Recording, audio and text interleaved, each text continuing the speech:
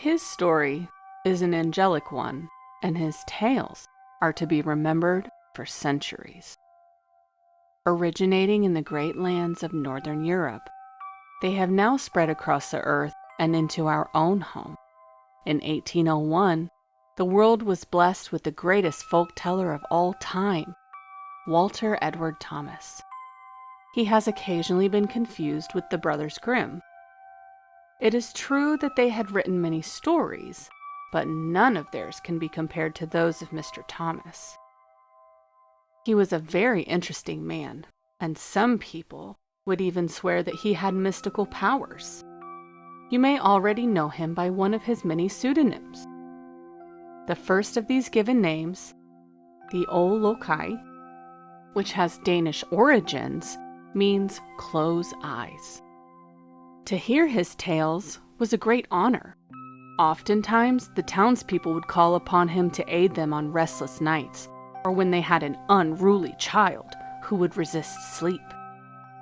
His tales were known to put anyone to sleep, but for little children who had problems falling into slumber, longer stories were necessary.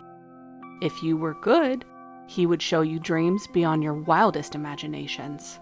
But for those who were bad, a night of sleep with no dreams at all was their fortune. Although they were never harmed, being robbed of their dreams completely was an act that felt like punishment. It was said that after you called upon him, he would show himself to you. His tall stature, lengthy arms, and seamless movements captivated his audience with the first glance. He was very neatly dressed, wearing a long, flowy coat that could change colors with his moods. A pointed nightcap upon his head made some call him a wizard. His white curly beard was very long and soft and could be compared to the touch of a goose feather. He carried with him a crooked cane carved from an old oak branch, although he had no issues walking.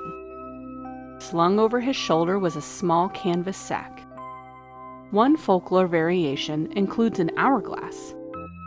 His eyes looked very dark, almost as if there were an empty void of hollowed sockets. This caused many of his listeners to become mesmerized by the darkness within his glare. It has been said that he would sprinkle magic dust from his knapsack upon your head before telling you a tale of wonder and make-believe. His deep, dark voice was calming and appealed to his bedtime stories. Children would be found in the morning with sand over their eyelids and crust in the corner of their eyes, thus giving him his better-known nickname, the Sandman. When they woke, they were filled with energy, but more importantly, they had many wonderful and magical stories of the dreams they had to share with their friends. He was a very peaceful man who loved all the town's children.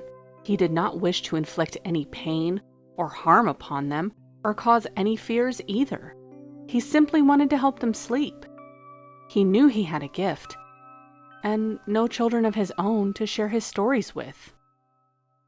Children have always had problems falling asleep, mostly because they want to be grown.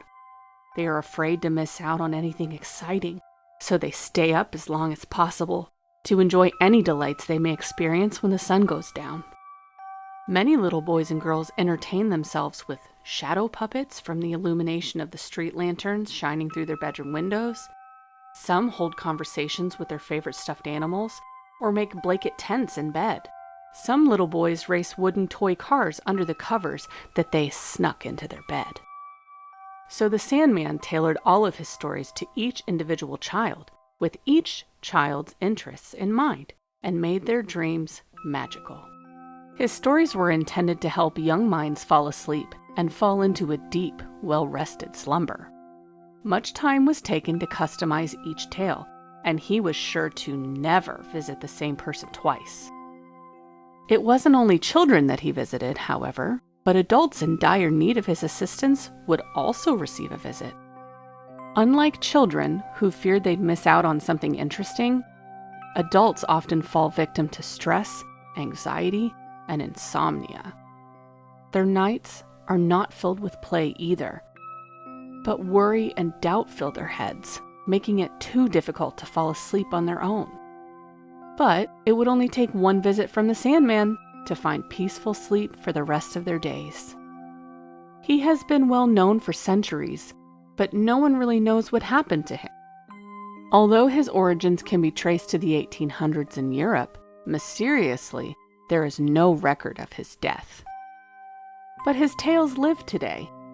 The legend remains. Whenever a young child struggles to fall asleep at night, simply call upon one of his many names. Surely, he will arrive in his mysterious fashion to help little ones drift away to a dreamland. Or if you are naughty, he will send you restful nights with no dreams at all, ever again. Now, it's time for you children to go to sleep. Don't fight it, or I will need to call upon him. I closed my children's bedroom door and made my way upstairs to get ready for bed when I saw the silhouette of a tall, dark figure standing near my bedroom window. Instinctively, I knew who that shadow belonged to. Have you come for me? I have not called upon you. Lay down and let me tell you a story, the Sandman said. You see, as a young man, I was a teller of many tales, not just bedtime stories. But later I learned to give the people exactly what they asked for.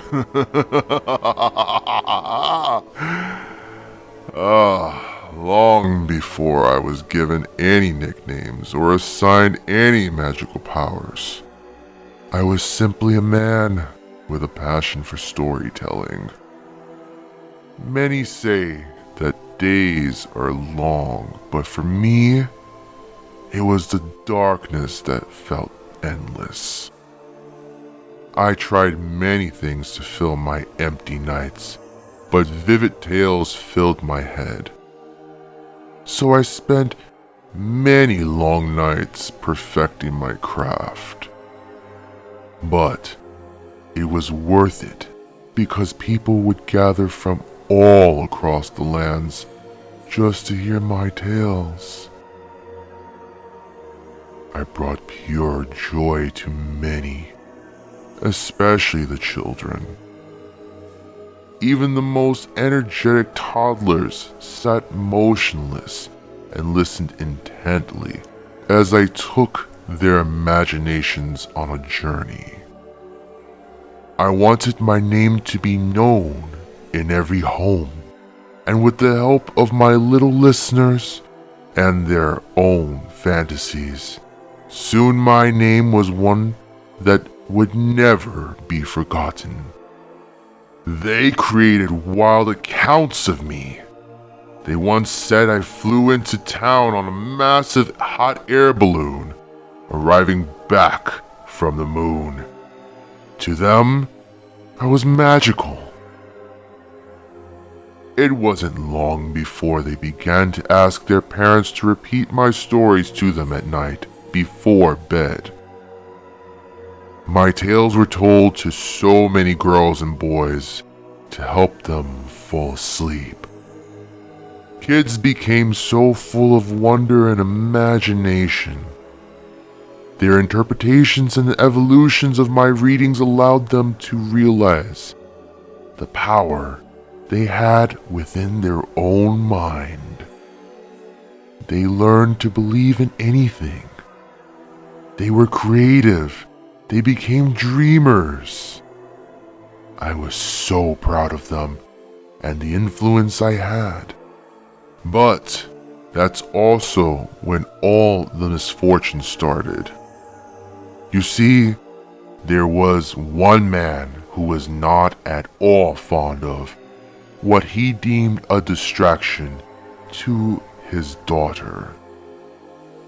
He became outraged when she spoke of me, my fictions, or any time she drifted off into a daydream.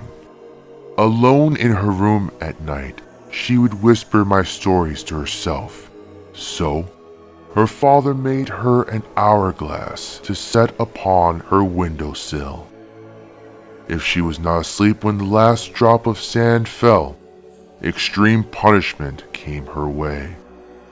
He complained to the other parents, telling them what a bad influence I had become on their children, convincing them that I was evil. I was loved by many, but extremely hated by the few who believed that my words were of the devil's spell. Hourglasses began to be put up in the windows all across my village. As I walked the streets at night, I could hear children whispering my name, wishing to hear a bedtime story. Unable to resist being desired, I began sneaking into the rooms of the children who were brave enough to call for me at night. I told them stories tailored to them, and stole those stupid hourglasses from their windows. I made sure never to visit a child more than once, for fear of being caught. I went unnoticed until one fateful night. The night little Mary Beth went missing. Oh, the townspeople did not like that one bit. But I was never to blame. I had nothing to do with her so-called disappearance, or the story she had shared about me. She was an intelligent, blue-eyed sweetheart with auburn pigtails. Too smart for her own good, if you ask me. It seems she was telling people about me visiting the town's children at night, which was bad enough, but she added a creative twist to her stories of my visits.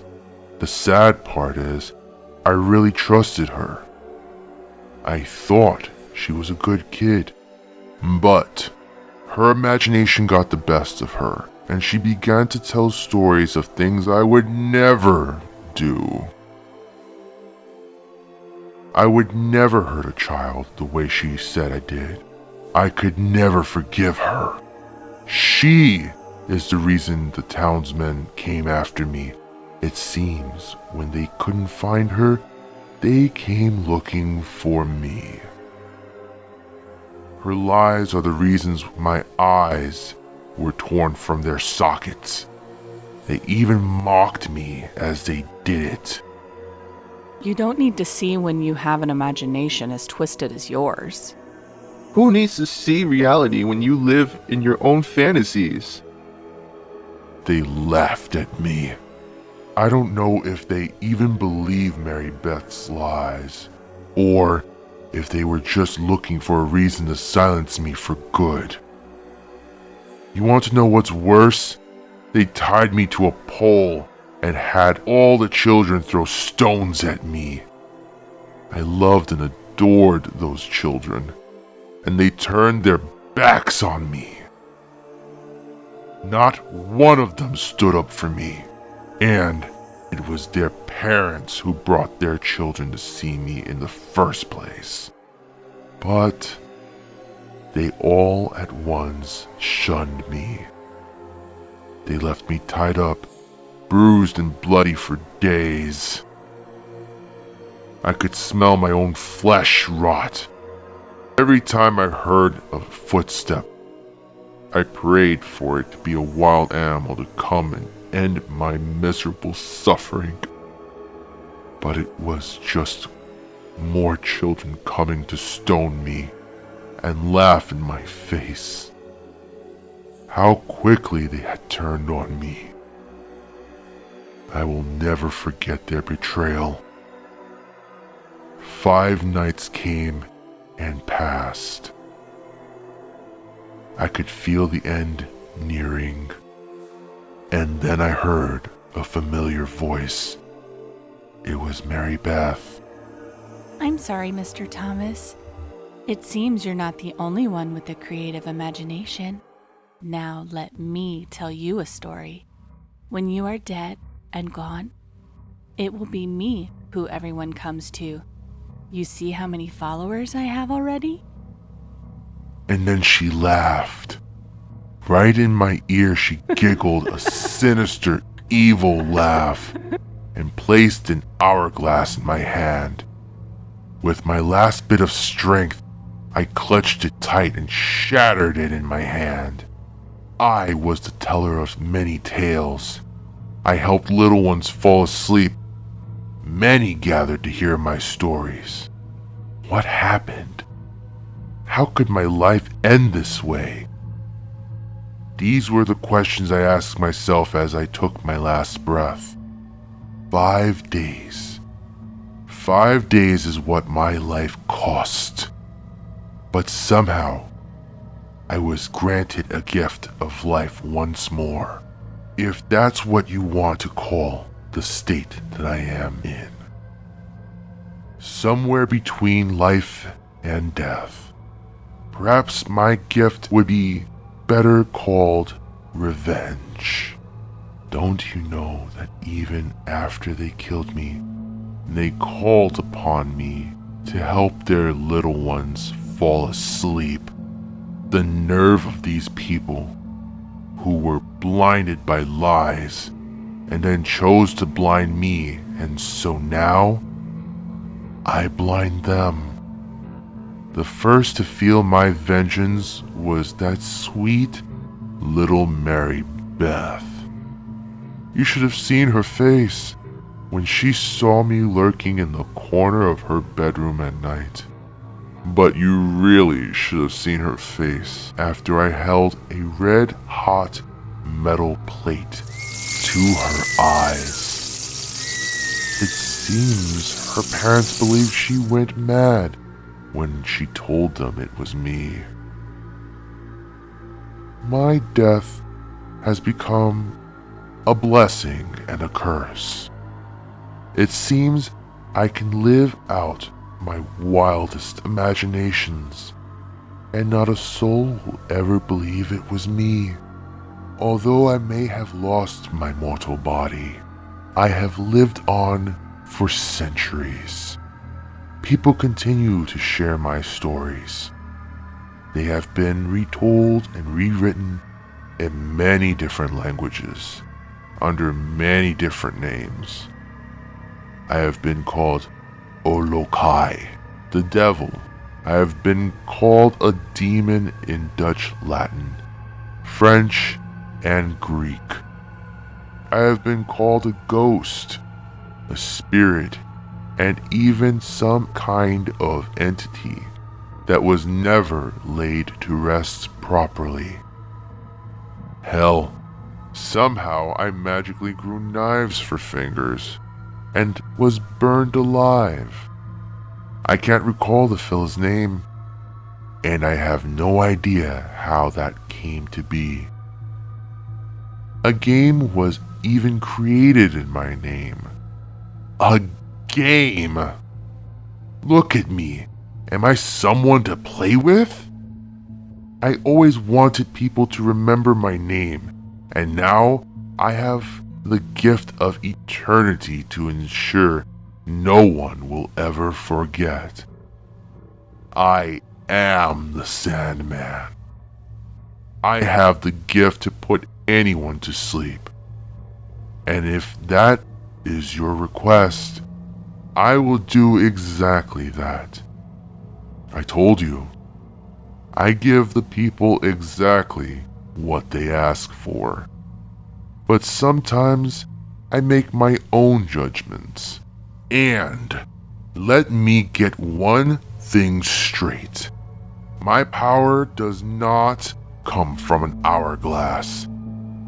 Let it be known that it is simply a figure to represent the beginning of the devastation those people caused to me, and then to themselves. You were correct to say that children's eyes are sometimes found with sand sprinkled over them. Let that be a reminder to you, and anyone else who hears my unfortunate fate, that the Sandman is still here, and I'm waiting to be called on. And when you call upon me, I put your little unruly bastards to sleep. Or, let's just say, anyone really. Then I take what's due. It's only fair to take what's owed to me for my services, right? So, I do just that. What's the price you're willing to pay for a good night's rest? What are you willing to do to have your children sleep through the night? The most precious thing that humans have is the ability to imagine and dream.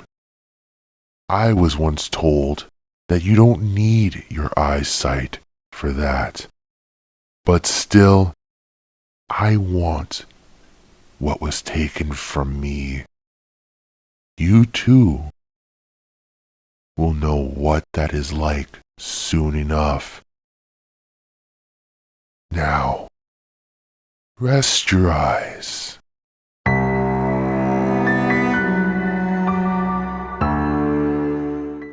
We hope you enjoyed today's narration. This story was written by TheSandmanTSM. The link to his story will be in the description below. Please go tell him how much his story was utterly amazing. To support the channel, please visit our Patreon. The link to that will be pinned to the comments. Otherwise, hit the like, subscribe, and ring the bell notification. Thanks again for being amazing supporters. And until the next one, remember, we are always watching.